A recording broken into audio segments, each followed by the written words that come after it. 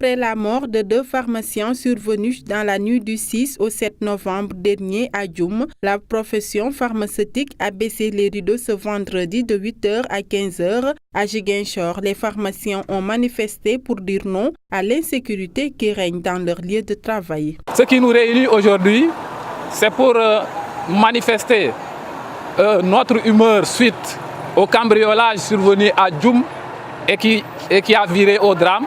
Et comme vous le savez, qui s'est soldé par la mort de 2 fidèles serviteurs d'une pharmacie.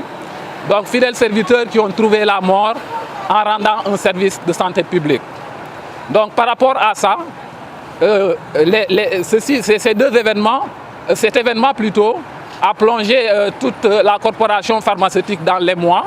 Et par rapport à ça, elle se devait d'agir en déroulant un plan d'action qui aujourd'hui va se manifester par la fermeture effective de toutes les officines privées de pharmacie au Sénégal entre 8h du matin et 15h de l'après-midi.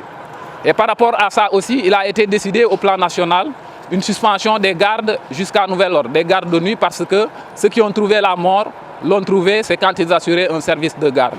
Pour être dans de bonnes conditions de travail, ces pharmaciens demandent aux autorités de renforcer la sécurité, entre autres. Renforcer la sécurité autour des pharmacies et surtout des pharmacies de garde pour leur permettre de bien jouer le rôle de santé publique. Deuxièmement, lutter efficacement contre le marché parallèle, le trafic du médicament, parce que c'est à travers ce trafic des médicaments que les pharmacies sont pillées pour aller alimenter le marché parallèle. Donc nous demandons aux autorités de manière concrète de passer à l'acte pour vraiment juguler ce fléau qui risque de porter un coup à la santé des populations. Après les médecins, c'est au tour des pharmaciens d'aller en grève, une situation qui risque d'impacter négativement la santé des populations. La saison pluviométrique 2016, donc comme vous venez de dire, depuis le mois de mai, on avait fait ce qu'on appelle les prévisions saisonnières, c'est-à-dire évoquer le profil de l'année pour dire si l'année sera humide, normale ou déficitaire. Donc dès le mois de mai, nous avons sorti une information qui disait que pour Ziguinchor, on aura un début de la saison qui sera tardif. Donc pour ça, cela s'est confirmé car c'est dans la 3e décade du mois de juin qu'on a en fait enregistré des pluies utiles pour Ziguinchor. Donc ça s'est confirmé. Donc pour la deuxième précision, ça concernait le cumul du mois de juin, juillet. Et là-bas, on avait dit qu'on aura un cumul déficitaire à normal. Et cela aussi, ça s'est confirmé car les cumuls n'étaient pas trop fameux. Donc, et pour la dernière partie, ça concernait le cumul du mois d'août, septembre, octobre. Et là, on avait dit qu'on attend un cumul normal, légèrement excédentaire. Donc, vu les cumuls que nous avons et les pluies enregistrées pour cette période, cela aussi c'est bien confirmé. Actuellement, nous avons enregistré, à titre d'exemple, Ziguinchor 1557,5 mm pour toute la saison de cette année. Et c'est la plus grande quantité enregistrée au niveau national. Donc, on avait dit que ça allait être excédentaire. Donc, il y a beaucoup de postes, en fait, quelques postes qui sont excédentaires et les autres postes au niveau de la région sont à la normale. Donc, mais les postes qui sont dans le département de Ziguinchor ont été excédentaires. Ziguinchor a eu 1557,5, Niaguis 1550,9 et Niassia 1203,4. Donc, dans le département de Bignona aussi, on n'a pas. Les postes ne sont pas excédentaires, mais quand même, ils sont à la normale. À titre d'exemple, Djonkessi est à 1531, Djouloulou 1100,8.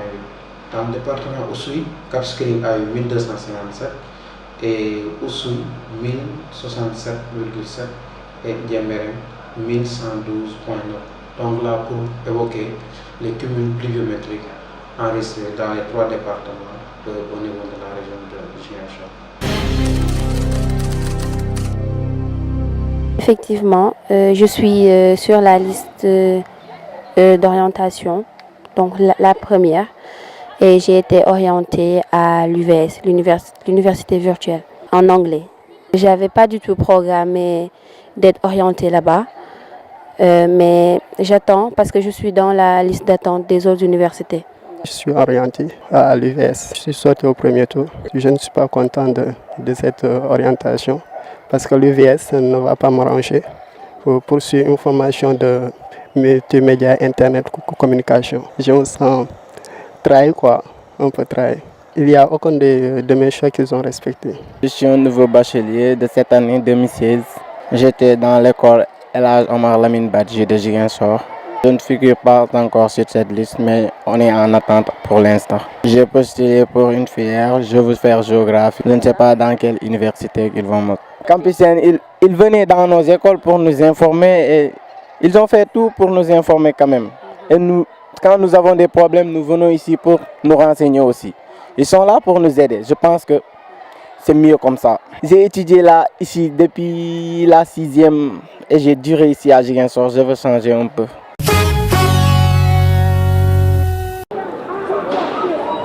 Ils ne veulent pas de Donald Trump à la Maison-Blanche et l'ont fait bruyamment savoir cette nuit encore. Si des manifestations ont eu lieu un peu partout à travers les États-Unis, ici à Portland, dans l'Oregon, le rassemblement a dégénéré en émeute, selon le terme employé par les forces de l'ordre. Environ 4000 personnes s'étaient rassemblées dans le centre-ville, essentiellement des jeunes.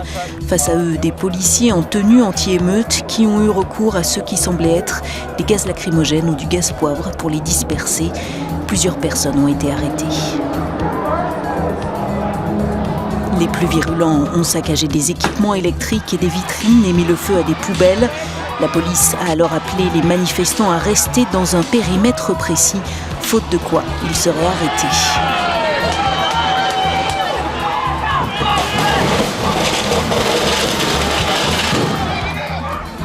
La plupart des autres rassemblements anti-Trump se sont déroulés dans le calme, notamment à Oakland, en Californie. Bien souvent emmenés par des étudiants, ces mouvements dénoncent la rhétorique anti-migrant et xénophobe qui a été celle du candidat républicain durant la campagne, bien que ce dernier ait adopté un ton nettement plus conciliant depuis son élection.